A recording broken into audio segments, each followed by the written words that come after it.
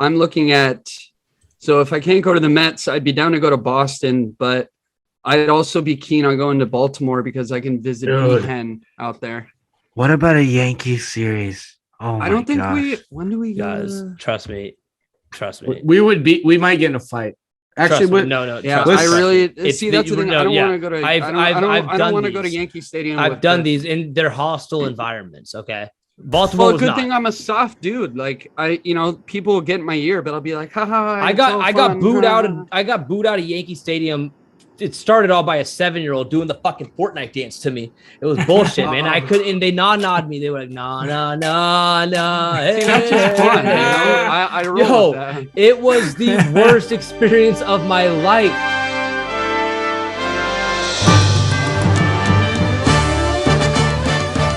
Well, I guess so. What we can kick off is two guys who came to the Mariners together on the same day, Ty France and Taylor Trammell. Those two guys today, January 9th, Sunday, both got married. They tied the knot separately, not together. I don't think they married each other, but they married somebody else today. Does that mean you talked about Marco Gonzalez having big dad energy and other Mariners have it? Do you get marriage energy, or does that, does that draw down their skill set? Well, yes and no. I mean, like Russell Wilson and Ashton Wilson, once he divorced her, he won a Super Bowl, right? Oh, so my God, kind of other end of the spectrum. But then I don't know. He hasn't done anything with Sierra. That's a good question, though. Is marriage energy like dad energy exists? That's a thing. Like that happens. Evidently. Yes. I guess that's kind of ironic, like with dad energy, because like testosterone is leaving you, yet you're getting more of it, right? Right. Because when you give your seed, it's a seed of testosterone, right? Nonetheless, congratulations to Ty France, one of our favorite. We're this close to getting him on the podcast. And Taylor Trammell, congrats, gentlemen. Is it his dad that follows? Or yeah, it's his dad. I think it's his dad, man. I tried looking in. It's like a picture of Ty France and like looks like it's his sister. I don't know. We wish Ty France and Taylor Trammell a happy engagement or marriage. I guess, but marriage strength, we'll hope marriage strength is real. Mostly for Taylor Trammell, so he can get back on track. Wait, what's the deal with Taylor? Well, why didn't we see him towards the very end of the season? What was he doing again? He wasn't doing anything. He wasn't good at baseball. Yeah, he wasn't doing well. Well, right. So why is he still part of the Mariners? Because he's what do you mean? He's gonna figure it out in AAA. He's a youngster, bro. Well, I'm saying, was he playing for the Rainiers? Yes. Oh, He absolutely tore up. Well, you guys said that he was doing nothing. Well, yeah, in regards to like at the MLB level. Right. I'm looking at the 26-man squad, right? And he wasn't on it. So it's just like got it. He is a guy that we've talked about it before, but it's like he's had this like prospect name that carries water in the MLB, and but for our squad, I don't really think we have really a spot for him. But he'd be a guy that I'd love to trade. But if not, then he's just going to figure it out in AAA. You've heard like the people say like a quad A player. Right now, that's what he is, and I would like to cash in on him. So before that's what his career turns out to be. And I know he's young, but. Because our outfield is set. I mean, more than set. I mean, would you agree?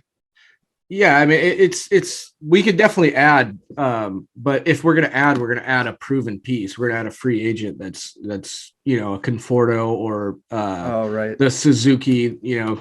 What's his first name? Do you remember? Seiyu Suzuki. Yeah, and I would love to add a proven bat like that, but right now we don't have room on the 26-man for Taylor Trammell. I mean, congrats on the being married and everything, and I hope he figures it out. Congrats on being married, but get better at baseball. No, he was. I remember being super excited about him, but I mean, Taylor Trammell. He was the first game I went to this season. I got my first foul ball ever from Taylor. Oh, Trammell. really? Yeah. So we're tied together forever. That's pretty great. We tied the knot that day, Yeah. Should you guys get married? I don't know, man. Shit. I wouldn't mind it because then I could kind of, I don't know. He'd have to start doing better in the MLB. But well, you're a little late, and he also doesn't know who you are. So Yes. yeah, a couple things Two are big working factors. against you there. Yeah. But love, man, sometimes you don't meet your soulmate until way later true. down the road. You guys said you're talking about like the dad energy, or like also talking about like players starting to perform when they meet their spouse. And you brought up Russell Wilson. That has not gone over well with him and Sierra. He has been much worse ever since. It's an upgrade. So I used it in the sense of the opposite way, right? Because he got divorced and then won a Super Bowl. Yeah. Right. Yeah. So that picture of Ashton Wilson, right, when he got drafted, man, she just looked like a money digging crazy lady. That freeze frame when her like mouth is completely like wide open and her eyes are just like crazy, like looking at him like, we've made it, and he's like, no, I made it. I got drafted. We're not married. And this is the gal that went off with Golden Tate, right? Yeah, allegedly. I was at a bar in Ballard. I ran into one of the Seahawks way back when, and I forget who it was. He's on the defense, and it could have been like Walter Thurman. And and I went up to him and like I was pretty hammered, and like I introduced myself, trying to like find an avenue for me to like ask about what the hell went on like in the locker room with Golden Tate and Russell. And oh my God. I ended up like walking away, not saying anything after saying what's up, but then I kind of like drunkenly creeped back into his circle, and I was like, "Hey, man!" Started asking, like, "You got to tell me, like, Russell Wilson and Golden Tate, like what went down?" He's like, "There's no way I'm telling you anything." Yeah, what? All right, fair enough. Dude, yeah. The thing, and you've done that. You did this with Dave Sands. You've done this with a couple of our guests, and I've taken part in it too. But we have to warm these people up a little bit more than just a 5-minute conversation, more than even a 40-minute episode.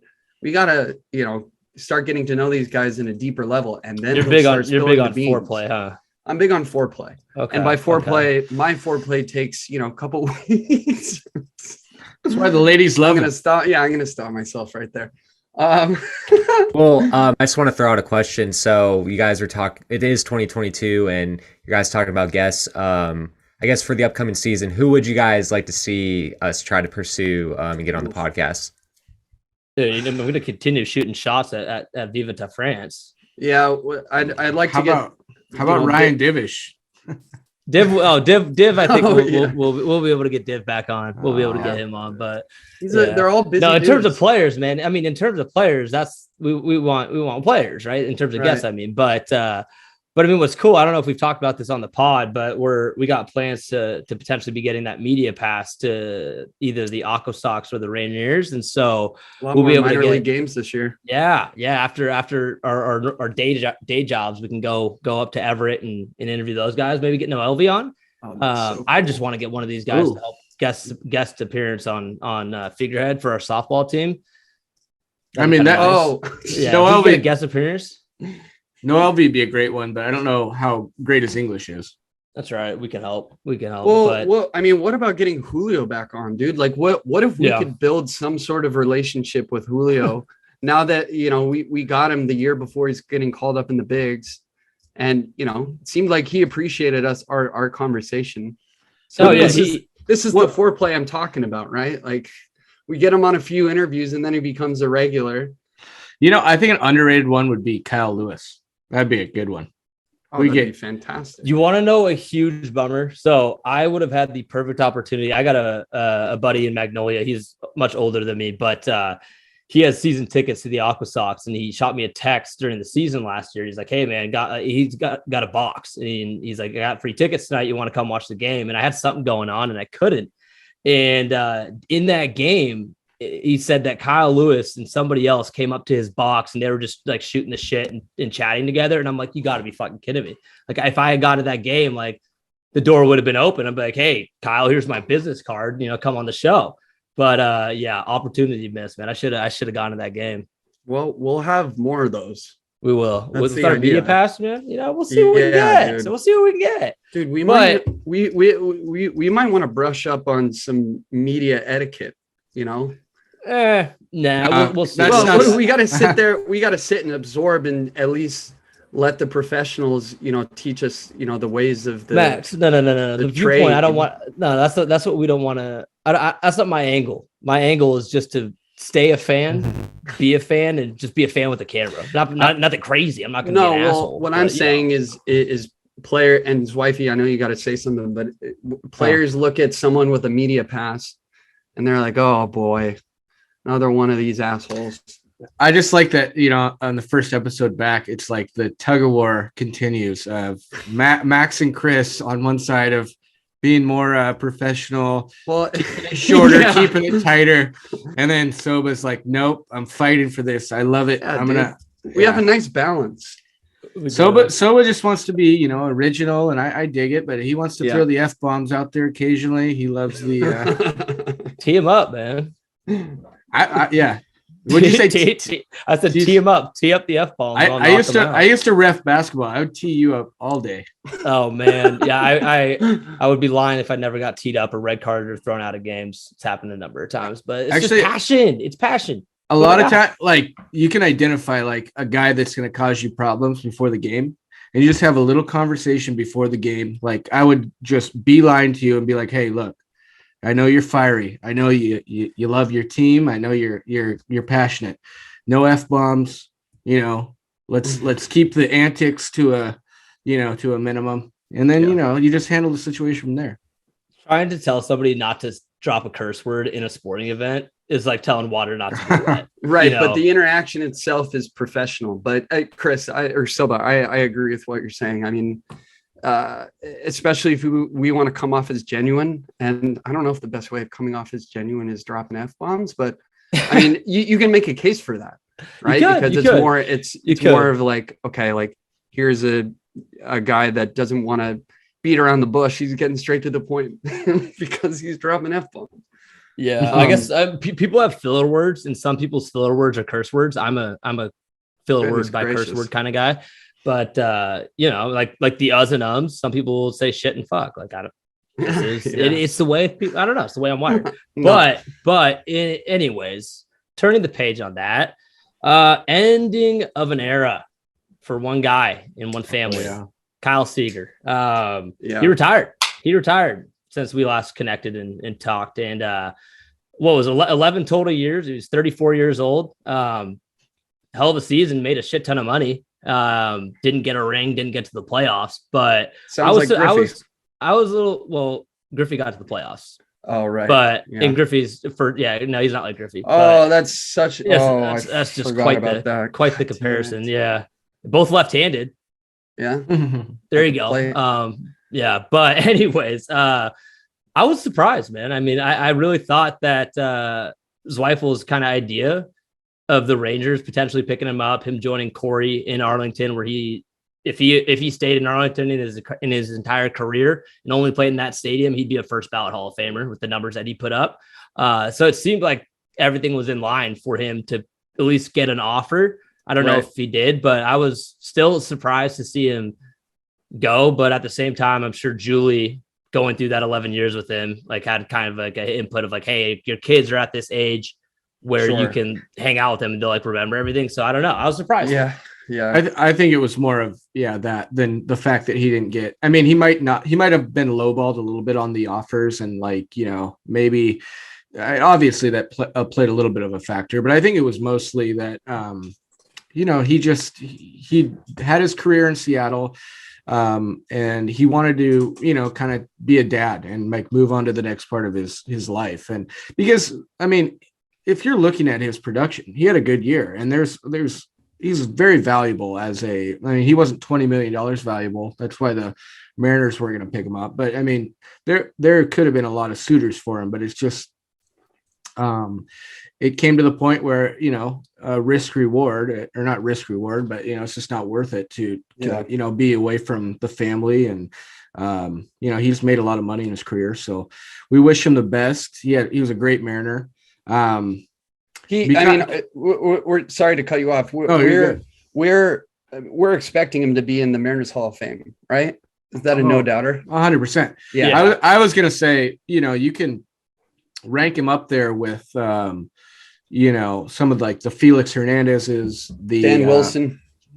Yeah, I mean, I would say comes to mind. That's probably a little bit better. I think Felix. That's better than. I think he's closer to, not in a bad way, closer to Dan Wilson, but he's closer to like that aspect rather than like the Felix, because he's kind of in that Jamie. Felix. I feel like he's in that Jamie Moyer territory. Yeah. There you go. That's better. That's my favorite Mariner. Yeah, crafty lefty. Crafty lefty. I was a crafty righty. Couldn't hit above 82, but I had some junk. Yeah, but now you can't go above 65. All right, you know what, Chris? He did win that bet though, right? I did. He won it by 1 mile per hour. He threw 1 mile per hour faster than me. I need night in September. I need my redemption. That was Saturday. That was when Mitch Haniger did the single, man. That was the biggest game of the year. Aren't you glad we weren't doing the speed pitch during that moment? Can you imagine? Yeah, man, of course, dude. That was crazy. Yeah, man. No, but I think I need my redemption when the season comes back up. You'll try and get it, but I'll get it. All right.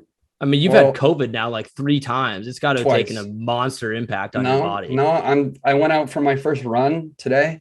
Oh, after having COVID, and I will say, I was much slower than my prior runs around Green Lake, but I'm coming with a vengeance, and not because you beat me, just because I had to look at 65 on the speedometer or whatever it's called, the clock. It's called the clock, the radar gun. Radar gun. There you go. Yeah. There you go.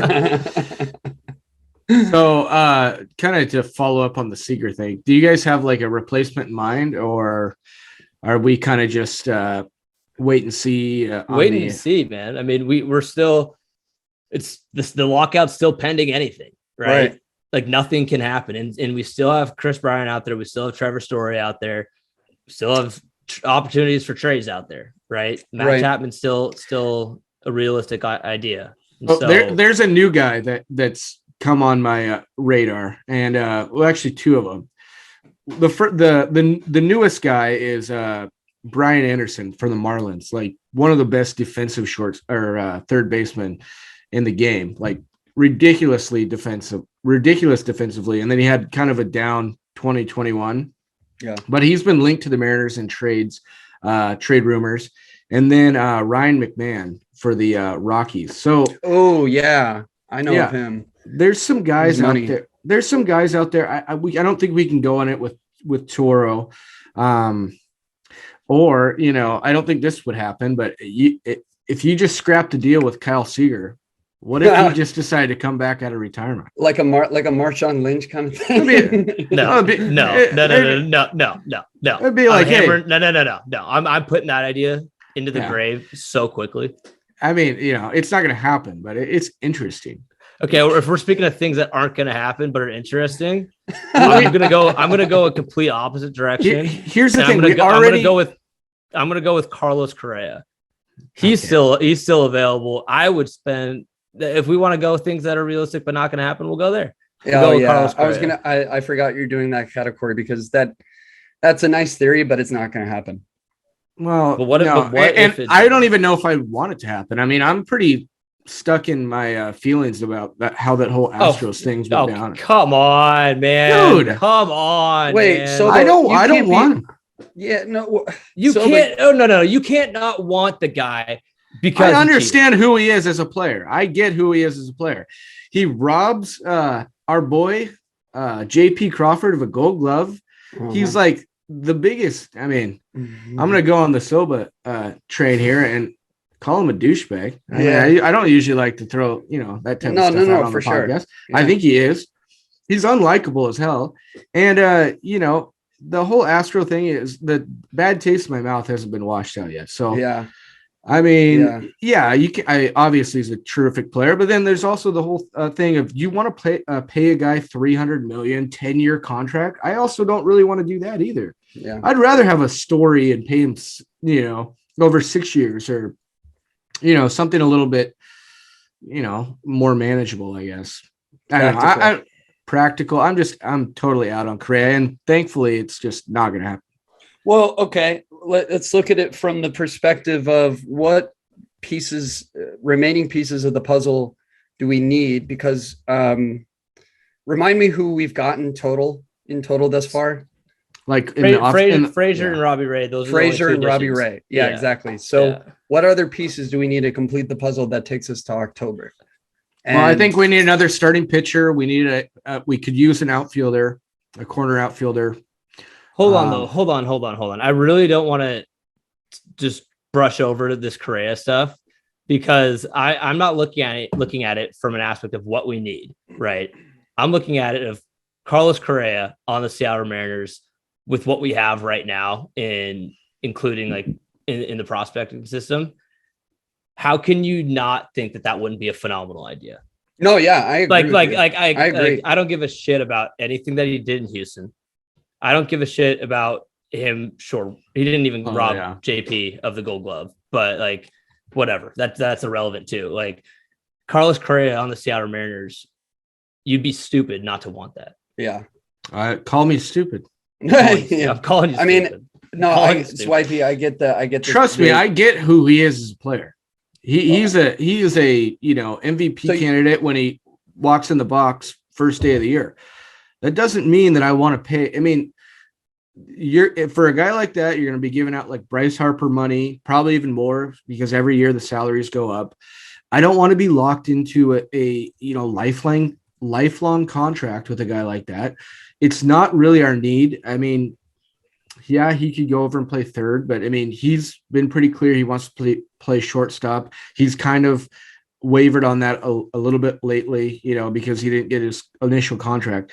But I mean, for one, it's not going to happen. And two, I mean, like I can have this opinion and I can preference it by saying it might not, the Mariners would be better off having Correa, but as a selfish fan, I don't want it. I don't like the guy. I don't want him on my team. It'd be hard to root for him. That's incredibly shellfish of you.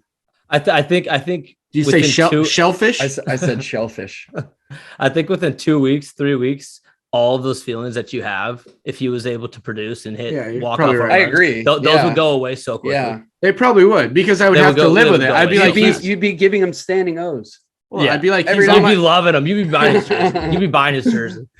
I would not buy his jersey, but if he was on my team, I would have to like just get rid of those feelings and be like, all right, well, I mean, I'm either gonna hate watching baseball or I'm gonna get over it. And he'd be great. But dude, there's guys out there that are like, for the money that we would spend, like I like him better as a player than Trevor Story, but I like Story at 6 years, 110 million more than Correa at 10 years, 300 million.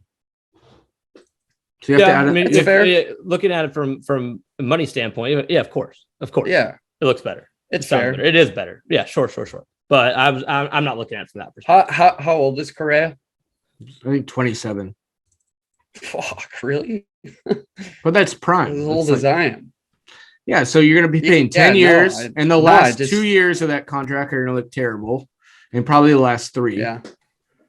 You're going to be in a Cano situation, but he's going to be great for you in the prime years of the Mariners. I mean, it'd be good for us. It would definitely help us, but I mean, whatever gets us to October, man. I mean, obviously, upstairs management isn't going to think like that, but no, for folks like us, I mean, whatever we need, by all means necessary.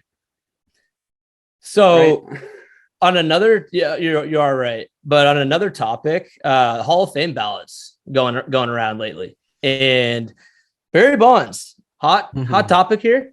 I for one send him the fuck in. If people aren't putting Barry Bonds into the Hall of Fame because of steroids, I mean, fuck off. There's other people in the Hall of Fame that had to have taken steroids. He's just the one, like what he did, his numbers that he put up, like year after year after year. Steroids or not, they're unreal. And it was a time of steroids. They were somewhat accepted. It's part of baseball. Like the steroids era is part of baseball. You're not just eliminating everything that happened there. That's a pretty hot take. You got it's part of baseball. I had a buddy that wrote a paper in college on it saying that he thought steroids should be legal. Hot take there.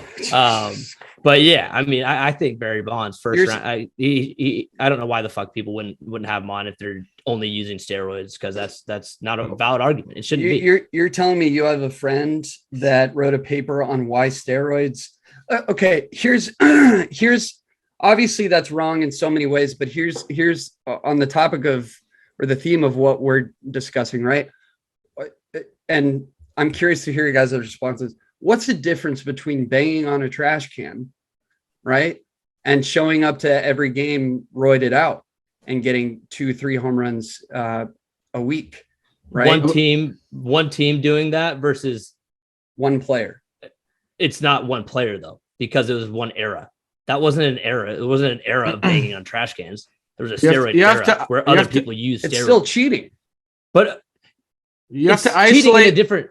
You have to isolate the variables and say one team banging on trash cans and one guy using steroids for the whole year. I mean, what is a more egregious level of cheating? I would say the trash cans for sure. And I would agree with that as well. And with it being more egregious, the trash can banging, I guarantee you, when the time comes for Jose Altuve, Carlos Correa, other Astros who are being questioned for the Hall of Fame, that argument for when they cheated will be irrelevant. It won't be an argument. And so why would the steroids still be an argument? Well, because it happened year after year after year. You know what is going to happen is already happening is that you have to throw out, and it's a shame, but like the cheating was on such a grand scale that you literally have to like look at it as like how egregious was the cheating. Like you're looking at a Barry Bonds who you saw him like completely turn into a different player. He was always a great player, but you look at him just shattering records, and then you look at like a Mark McGwire and like Jason Giambi and you're gonna be doing I'm sloppily putting this together, but you're gonna be looking at like a lot of nitpicking of like how egregious was the cheating, how much did it advance their careers, and really it would be nice to just say if you cheated, you're out of the Hall of Fame vote. Totally. But because it was on such a grand scale and it was a whole era of steroids, you really can't do that. It's almost like, well, we have to recognize that like if we were just to outcast all players that did steroids, we're going to have a huge like gap of amazing players that played that don't make it. Like Alex Rodriguez isn't in there, and he's a top 5 player of all time. Right. Barry Bonds, top 5 player of all time. You have to have these guys in there. Roger Clemens. You have to have, in that regard, you have to have them in the Hall of Fame because they changed the sport. Right. They were the era of a certain time of the sport. Like it tells the story of baseball. That's what the Hall of Fame is. It's telling the major events and stories of baseball and the people who were responsible for those events and put up the numbers to be responsible for them. I mean, that it tells the story of the sport. And so that's why Barry Bonds has to be in, because he was the pioneer of it. He had the biggest impact on steroids in that era. Everybody fucking knows he used them. Well, but he's telling the story. I'm looking at an article right now by David Hill on Fansided, and I'm because I mean, if you make a case for Barry Bonds, you have to think about Mark McGwire, Roger Clemens. I mean, David Ortiz, even, right? Like, do we make the same argument for them? And I'm assuming the answer is yes from you. So David Ortiz is in the Hall of Fame, no doubt. No, right, but he still was linked to PEDs. So was Mike Piazza, Pudge Rodriguez, Jeff Bagwell. Right. Yeah, they're in the Hall of Fame. Right. It's just like once you start going down that rabbit hole of like who used, who didn't. There's allegations here. There's speculation that this guy did.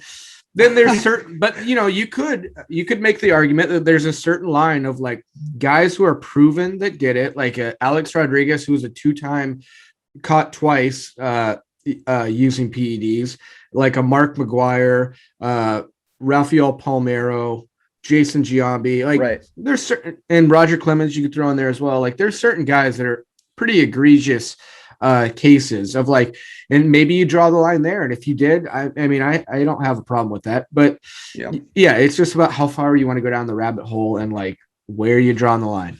Yeah, no, I hear you. I do want to switch gears because for someone that hasn't been keeping up with this specific topic, I want to get your guys' take on it. where do we stand with the holdout right now? I mean, what's the deal? What do we know about that?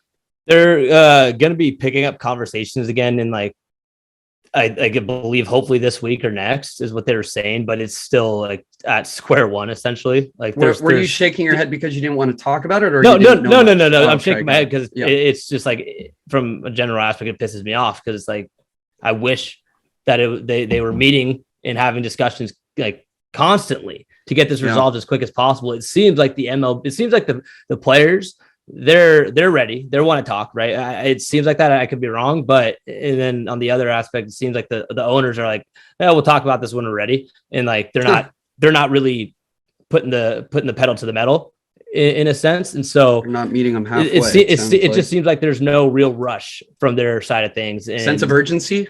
Yeah, it's not there, and so that's what's pissed me off. I mean, it's January. It's January. And catchers report in next month. Yeah. Yeah, in February they report. They're supposed to. So, can you imagine that we just started a podcast and we came so close to the playoffs last year, and then baseball just doesn't happen? Dude, well, you look at it from a broader perspective. It's like we've been going through COVID and having to deal with that shit, and now it's like you're going to throw the CBA at us, and you're not going to get that resolved. I mean, come on. Yeah. Like, I'm sick of this stuff being delayed and having to worry about, is the season or is a game going to happen when it's supposed to happen? I just want it to fucking happen, right? Yeah. And so, no, to answer your question, there hasn't been anything. Well, shit. Yeah, since the December 2nd lockout, it's pretty much been a standoff, and it's kind of I can't remember what movie it was. It might have been Moneyball, or I think it was Moneyball, but it was like, now it's a game, and whoever talks first loses. And it's kind of in that same situation where it's like, it kind of seems like whoever comes to the table first and calls for the meeting, like if the Players Association's like, hey, we're ready to talk, or if they say it first, or if Manfred and the owners say, hey, we're ready to bring you to the table, whoever makes that first move, it seems like has a little bit less leverage. So, that's why I think we've seen this like big, long period of just no talking, nothing being done, nothing being accomplished. But I feel like right when they do start to have those conversations and have those talks, it will move together pretty quickly. I think, the Players Association, they want to get this whole, the young players can get paid earlier because it takes way too long to get paid in baseball. And people have this misconception that players in baseball are way overpaid and get these like huge contracts. And like, yeah, that's like the Correas and like the awesome players in the game. For a lot of players, they come up and they're on a renewable contract for 3 years, and then it's 6 years of control. So they're on a renewable contract for 3 years and then 3 years of arbitration. And you don't make crazy money in those. And right. Yeah. So the Players Association wants to get rid of that. They want the players to get paid earlier, and that's probably the biggest holdup. There's little things in there like universal DH that are being talked about across both leagues. Yeah, universal. Yeah. Universal. So, you know what that means? I know what that means. Words aren't hard. No, but that's, like I was saying, that's a minor thing. It's mostly about like when the players get paid. There's other stuff on the docket too, but like, they're so far away. They're so like from what I've heard is the owners have kind of the Players Association by, forgive my speech, but they have them by the balls. They have them by the balls. So by it's the like groin. So the Players Association is like, we're going to play hardball. Like we're just not going to talk to you, and we're willing to sit out. And, that's the leverage they're using. So we'll see how it works out. I think when it comes together, like I said, I think it'll move pretty quickly, but I mean, it's kind of the first one to blink at this point. Yeah. So you think the Players Association, are they the ones that don't want to meet right now? They're the ones putting it off, not the owners? No, I think it's a standoff, and I think the owners have the leverage. They have the high ground. It's like, well, like this is what was collectively bargained on the last agreement. And like,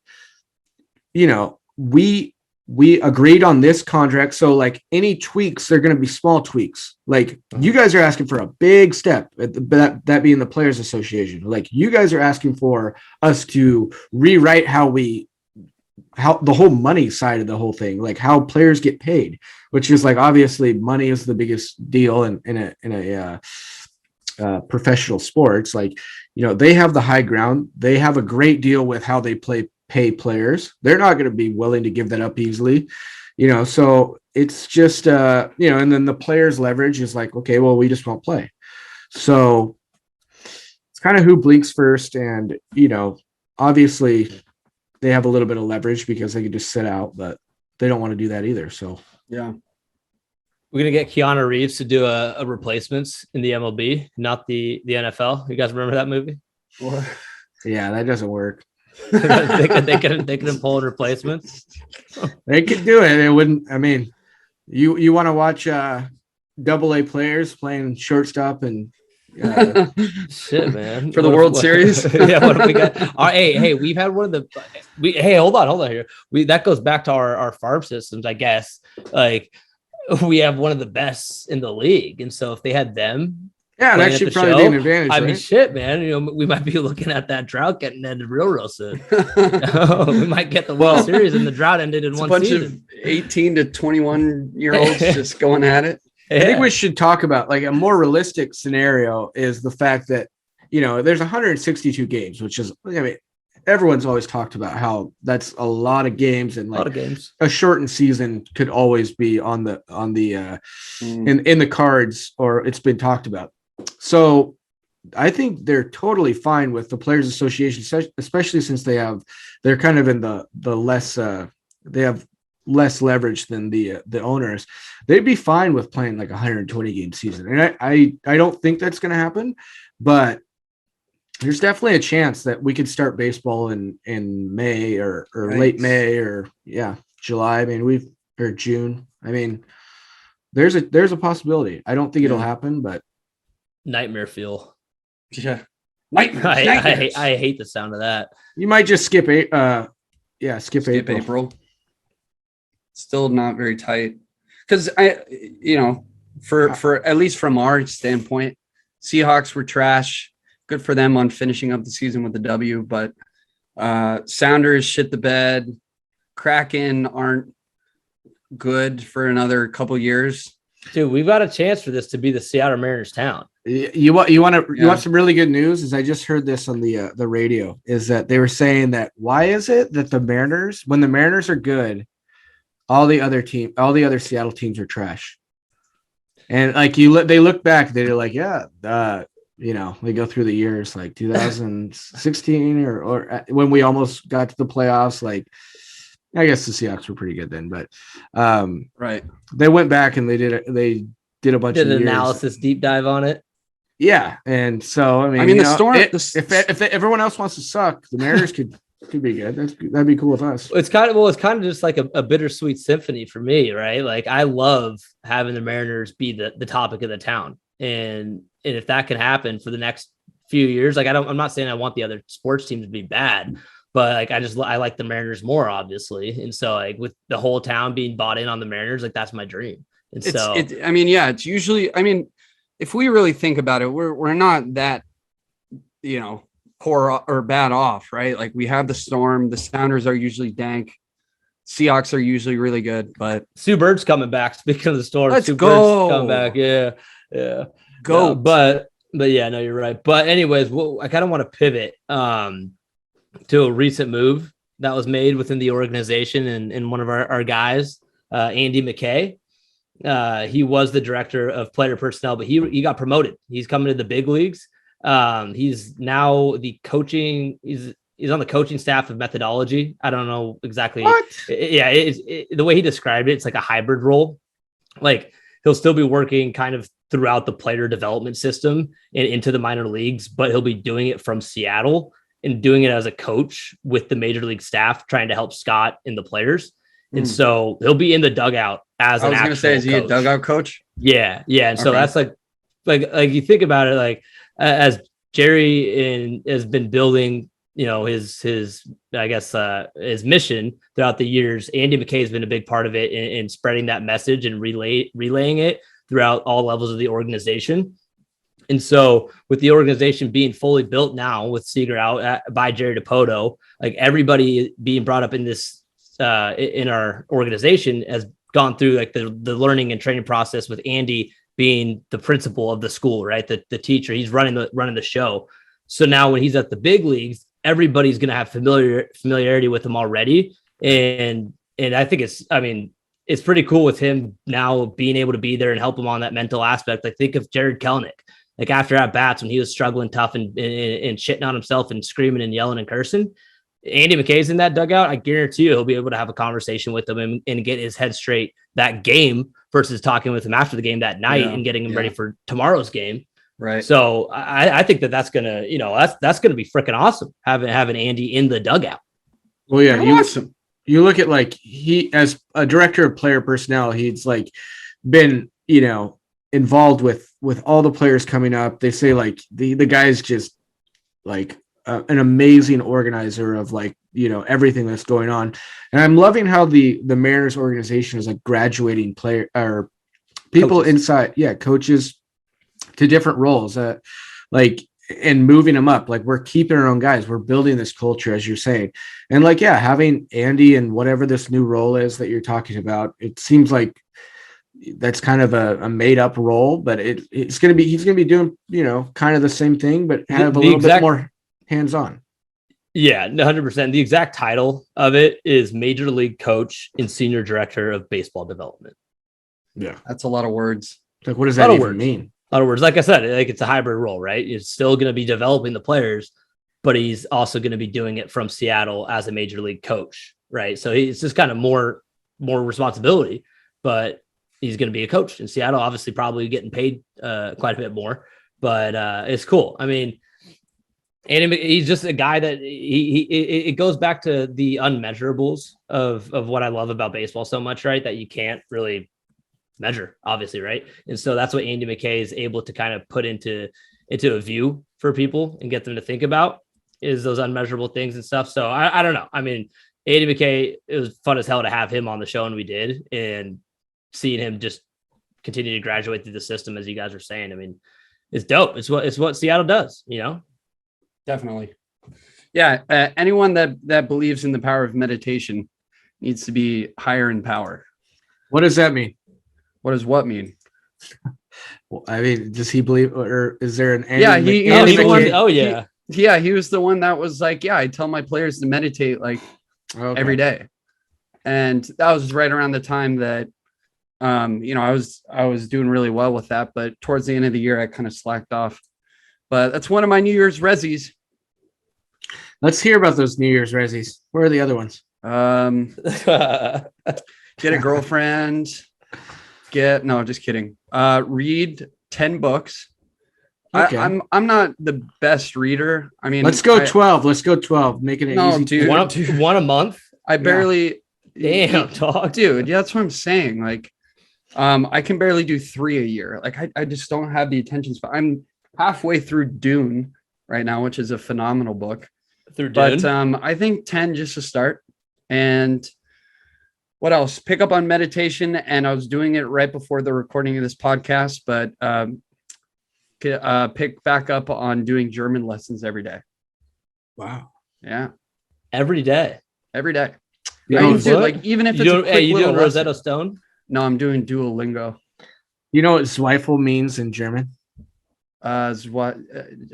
Shit, we talked about this. Zweifel. What does it mean? It's all right. It's your homework assignment. Okay. Well, I can't just do a quick Google search. Yeah, I can do my homework right now if I want to. Right. But yeah, those are my New Year's resolutions. Do we want to? I'm scared to ask what Sobba's are. Mine? Yeah, yours. I didn't make any resolutions. Everything's going good. He's perfect. No, that's. I'm saying I'm perfect. I already got my head on straight though. I already got my goals set. Nice. They're continuous. I knew this, but I didn't know the full word. So your last name, Chris Zweifel, means doubt, but the full word that I'm familiar with is bezweifle. Yeah. But like ich bezweifle, dass du Baseball gut ist. So good for you. That's a negative last name to have, but good for you. I know, right? My uncle had a paper route, and he was delivering to this this German guy, and that's how he got educated on his last name. He goes, "You know what your last name means?" And he's like, "No," and he goes, "Look it up. It fits." He just had doubt in him that he would do the job of do a good job. So I used to work a paper route. That was my first job. And your last name would have fit me perfectly for having doubt that I could do the job. Because I didn't care about it at all. And so that's not I good. would like my mom wanted my brother and I to have a job. So we got our paper routes and we would walk up the block. I was young at this time, right? But how young are we talking? I was in grade school. I was in sixth grade, fifth grade or something. And I would throw these newspapers in the trash can, walk around the block with my brother, and then we would go back home telling our mother that we delivered these newspapers. And we were getting letters from the guy who ran the Magnolia newspaper company. He's like, "Hey, for some reason the people on your route are telling me they're not getting their newspaper." I'm like, "I don't know what to tell you, man. I'm putting it on there. I'm doing what else can I do?" You know, that's where the demons started coming out of you at that age. Yeah, man. It was likely story. Maybe if one newspaper isn't delivered, you could be like, "Yeah, I don't know, a dog might have ran off with it." No one's getting their newspaper. I don't know what to tell you. I delivered them to every house. Maybe maybe someone was stealing newspapers. I don't know. Dude, man, it was bad. My mom she ended up having to she would drive us. She's like, we're delivering these papers. I don't believe you.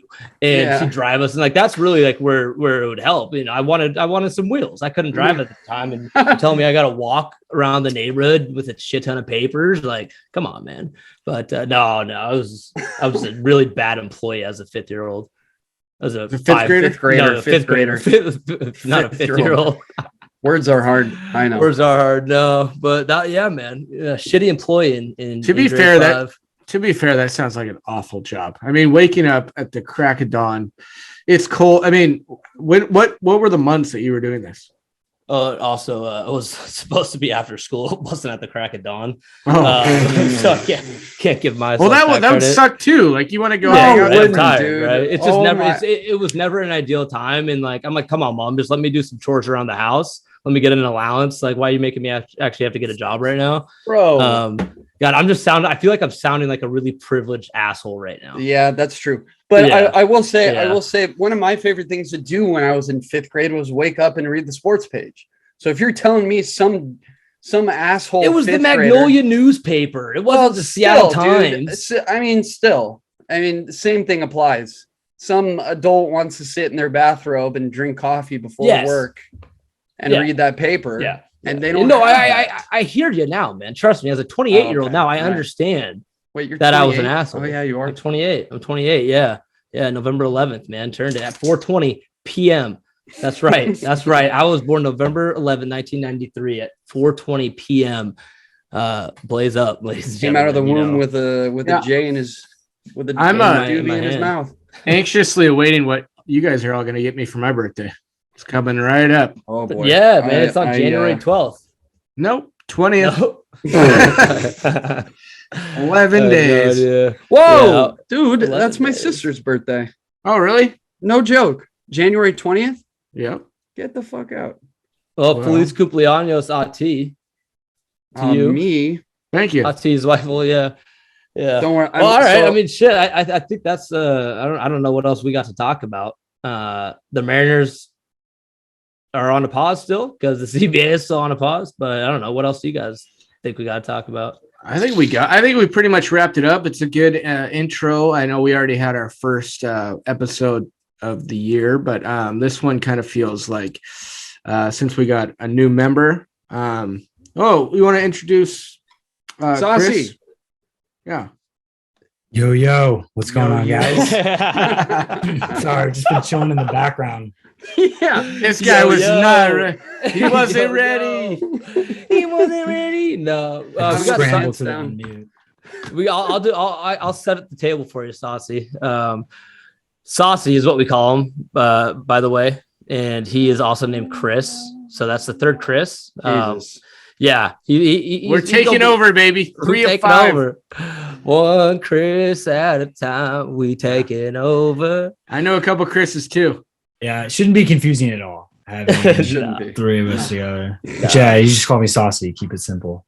Yeah, but he'll be helpful with the producing of the sound that you're going to be hearing coming from our voices and other areas. It's gonna smooth airways. That AM FM frequency is that resonate? Is that relevant? I don't know. I'm not sure I can make you guys sound good. I mean, okay. We'll see. But what are we paying? We'll be doing my best. Yeah.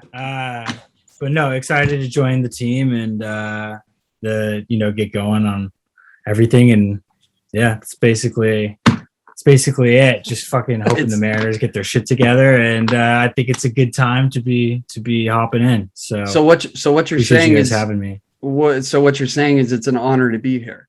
Exactly. I kind of like this like dark screen and then like just the voice coming through. We might have to keep it like this. I like this. The mystery voice. Exactly. Yeah. And no one we'll do this because we're going to be doing Monday Mojo for a long time, but 10 years we'll do a face reveal on you. Yeah. One day. Actually, that's the perfect bit. If we can actually never show Saucy's face, nobody knows who he is. That's great. That's great. I like that. 10 years from now, put it in the disembodied voice on the other side. Well, ladies and gentlemen, thanks for listening to the first episode of 2022. We are. Oh, this is the first episode of 2022. Yeah, no doubt. You're right. So, no doubt. I mean, they can expect to hear from us again once there's more news on the lockout or. Yeah. Okay. We'll be here. You know it. We're going to be coming real strong. And like we were talking about earlier, is we had a bunch of new guests that we want to get on. We're ambitious. We're shooting for the stars. But if we can get a Kyle Lewis, if we can get a Jared Kelnick, can you imagine? We already got the other young star, Julio Rodriguez. It's going to be a fun year. I'm excited to do this with you guys. So coming at you from Seattle and wherever the hell Zweifel is. Tri-Cities. Tri-Cities. Sobba, Schwabe, Evan Barron, EPUB, Chris Zweifel, and Saucy. Thanks for listening. Go Mariners.